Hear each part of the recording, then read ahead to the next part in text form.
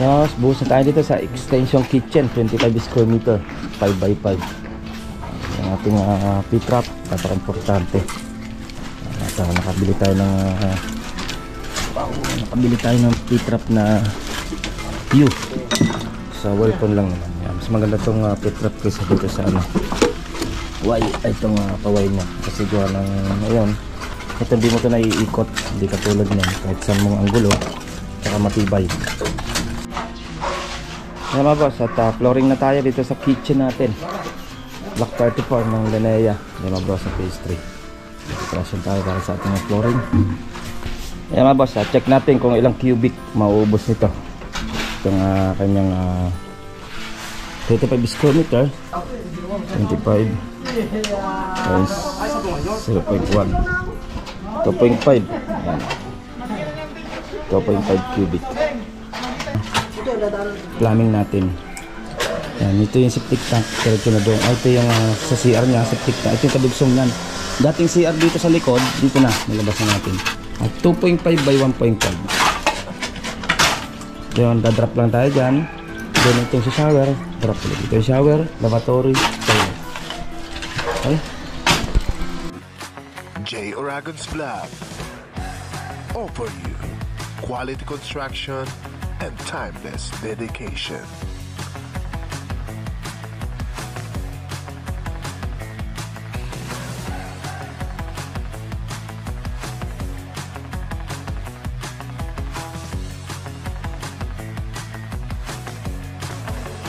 J.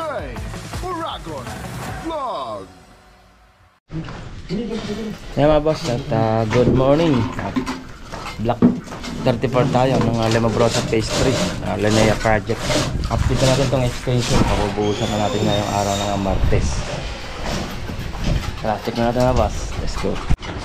Yan, buhos na tayo dito sa extension kitchen, 25 square meter, 5x5. Yung ating P-trap, napaka-importante. At nakabili tayo ng P-trap na U. Sa weapon lang naman. Mas maganda itong P-trap kaysa dito sa Y. Itong kaway niya. Kasi gawa ng, ayun, ito hindi mo ito naiikot. Hindi katulad niyan. Kahit saan mong anggulo, saka matibay. Solid na solid siya. Sa weapon natin na bilo. Ang P-trap kasi simentuin lang naman yan. Ilalim. Ito naman sa, ayan, sa CR natin. Laundry. And then, ayan, P-trap din para sa shower. Okay. Preparation tayo. Natin ang bakal doon sa gilid sa may hollow blocks. Tibay siya.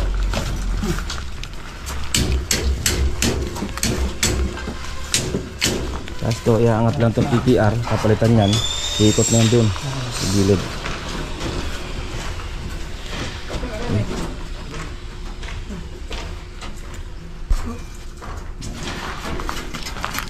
Prepare na naman sila ng halo.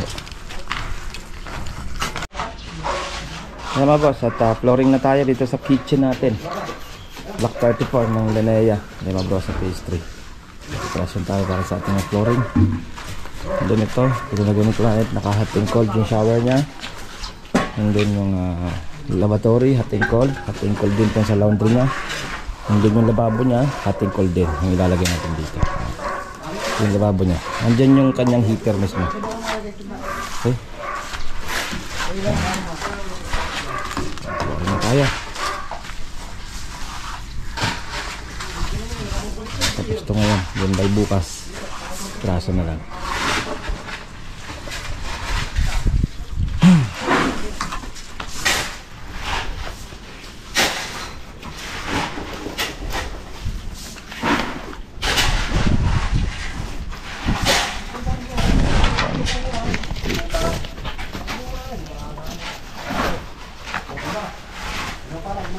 Yeah.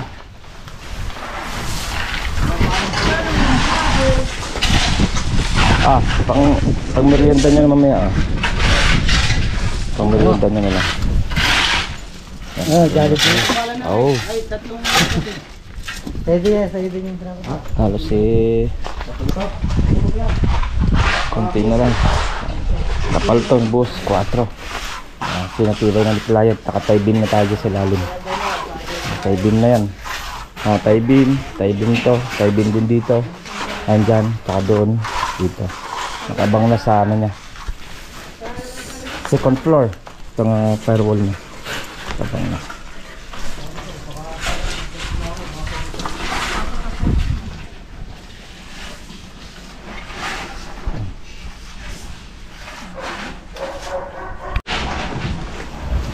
Yan mga boss, check natin kung ilang cubic mauubos nito. Itong kanyang 25 square meter kasama na to.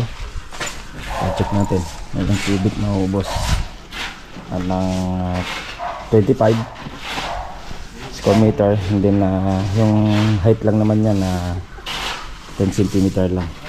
Check natin ilang cubic. Magkita nyo naman sa Clarita. Malapit na tayo sa Pundo. Malapit na daw. Bungad mo sa Pundo. 25 times 0.1 2.5. Ayan. 2.5 cubic. Okay.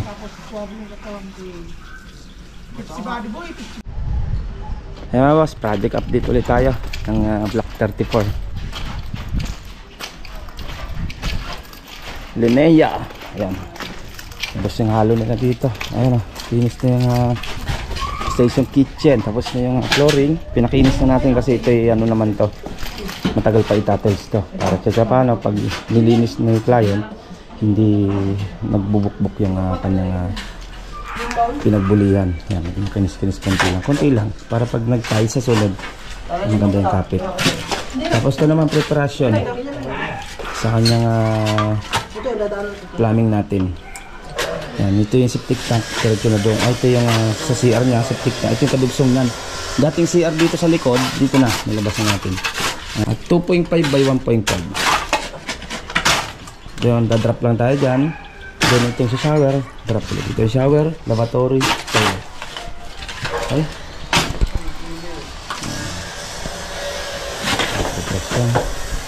Ito ang PPR na to, ito ating cold din sa laundry area na dito. Pero ito total yung laundry area.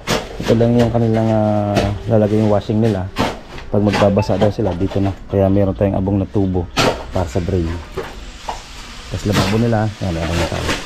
Ito, huli na to sa PPR na yan. Ito natin. Pero tandaan mo dyan yung heater mo. Ito yung heater, ito yung hot ha. Yan, dapat tandaan mo yan dyan. Yan. Pag ano, pwede mo namang ano hipan kung saan, malalaman mo yan kung saan dyan. Yeah, puro kaliwate dito eh. Nalimutan ko yung ano, abang mo na lang yan, putulin mo na lang yung PPR mo doon sa kalate. Magre-reduce naman tayo ng 1 nap eh. Nalimutan ko yung ano doon, para doon. Ang PPR mo nito, lalabas ka. Kasi may tiles yan eh. Kumbaga hindi mo siya papantay. Nagtira ka ng sabihin mo mga 1.5. Pag may tiles eh, pasok na siya. Yan, alam mo naman yan. Ito yan pa yun. Ano, tapos ano lang, mga 32.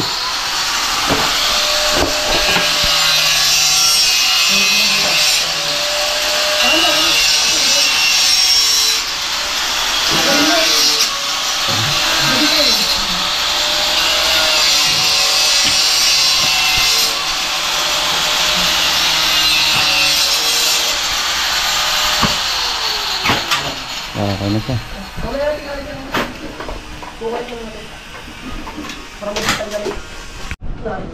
Ayan mga boss, yan ang ating kunting pasilip ng Linea Lima Brosa Phase 3 ng Block 34. Ito yung extension kitchen nya, 25 square meter or 5x5. CR na lang yung preparation nila. Ito yung hinahanap ng ibang viewers natin. Nasaan yung CR ng mismo Linea. Ito na yung nilabas na po ni client dito. Yung sisira pa naman yan doon, soon pa naman yan. Dahil malaki yung lote nila dito, halos mga 200 plus.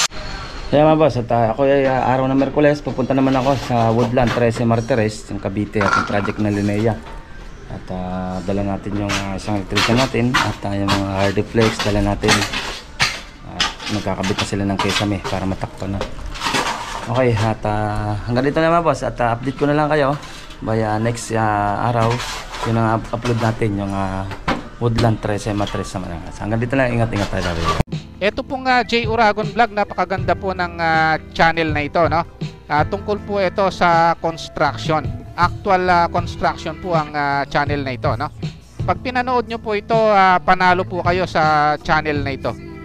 Napakaganda po ng mga video niya. Lalo na pong magaganda, no, yung mga iba't ibang design niya. Kakaiba po yung mga iba't ibang design niya sa mga kisame. Subukan nyo po panoorin J. Uragon Vlog na ito. Matutuwa po kayo pag pinanood nyo po yung mga video niya. Maraming salamat po.